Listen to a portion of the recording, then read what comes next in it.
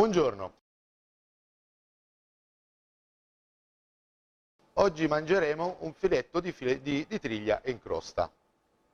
Per questo piatto abbiamo bisogno dei seguenti ingredienti: prezzemolo, cipolla, parmigiano, pepe, sale, olio d'oliva e una patata appena sbucciata.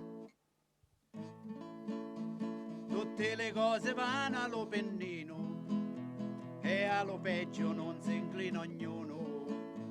A corona e coleva lo restino e non ci pare mai lo nostro dono. Non corre paro lo nostro cammino, poco credere lo sa già l'importono.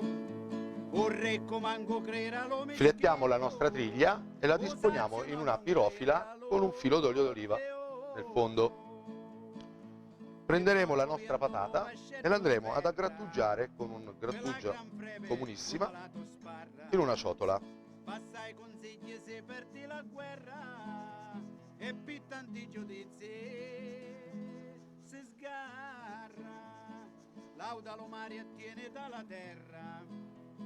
Pensa la cosa prima che aggiungiamo il prezzemolo, per chi ha in tesoriera la meterra, la cipolla, fa le cose giuste, mai le sgarra, il formaggio, a ciancere figliuzza chi ci cavi, o sangue da rebelle, un pizzico di pepe, pazienza, un pizzico di sale. che non si canta. Andiamo a mescolare i nostri ingredienti in questo modo. Che mi manca la vestina per poter comparire. Bene, andiamo a disporre il nostro impasto sulla triglia, schiacciandolo bene sulla carne.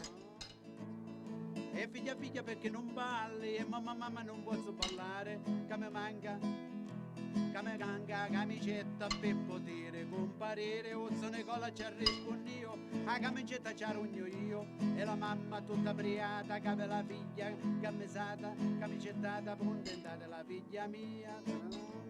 E mandiamo in forno a 200 gradi per 20 minuti. E figlia perché non balli, e mamma non posso ballare, che mi manca mine gonna per poter comparire. O sono cola ci rispondo io. La nostra triglia è pronta, andiamo a sfornare. E figlia perché non balli, e mamma non posso ballare, che mi manca Impiattiamo. la vestina per poter comparire. Io sono cola ci rispondo io, la vestina ci arugno io, e la mamma tutta briata, che la figlia vestinata, contentata la figlia mia. Il nostro piatto è pronto, buon appetito! E figlia perché non balli, e mamma